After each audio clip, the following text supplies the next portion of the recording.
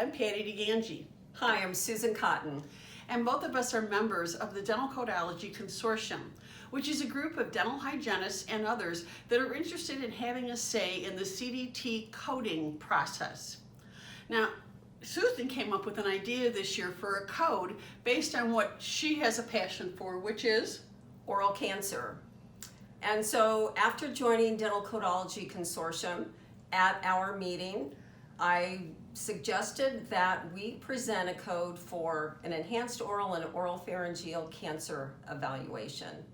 And I said, but Susan, it's already part of the evaluation codes. And it is.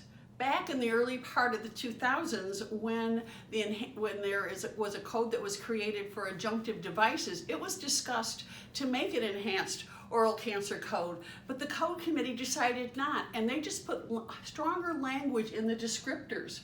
But the reality is, how's that working for us, Susan? It's not working, and it's not strong language. No, because what does it even say in there?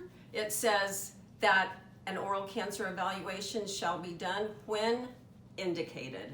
And what does that mean? When it's indicated for everyone, because what are the numbers? I know you know them by heart. Well, this year in 2020, 53,500 Americans approximately will be diagnosed with oral or oropharyngeal cancer. In 5 years, only a little more than half will be alive. And one person every hour of every day dies from oral or oropharyngeal cancer. And since with these codes, the supposed language got stronger, have the numbers gone up or down? Oh, they've increased. In the last 20 years, Patty, it's increased 225%. 225%, which is why we thought, hey, what's the recipe for insanity? Let's keep doing this over and over, thinking we're going to get a different result. So we decided, and we created a work group, and Susan was a wonderful chair of our work group to come up with an enhanced oral cancer screening code, as well as take the other language out of the other codes for evaluation, because what we need is to have a metric that actually measures, a metric that could have there could be payment under that specific code, although that comes much later. You have to have the code first, because it's about measurability, which is what codes are all about. Measurability of what we're doing and making sure that we're doing, because I bet you most dental professionals, don't they all in your audiences say they do regular cancer screening? Most of them do say that they do an oral cancer screening, but we need to add the oropharyngeal part to that also. Well, there's that, and I know that way back ADA did a survey of both practitioners and patients, and practitioners, 100% of the practitioners said they do them routinely, yet only about 10% of the patients said they ever have them. Who's lying?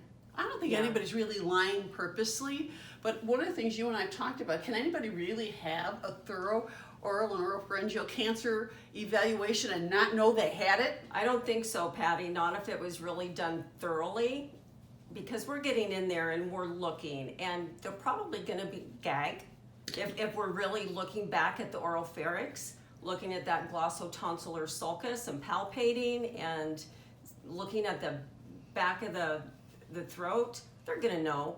But if we're pulling on the tongue, yeah, it's more than just the pulling on the tongue, because that's what I've seen a lot of people think, well, that's the evaluation, but it's much more than that.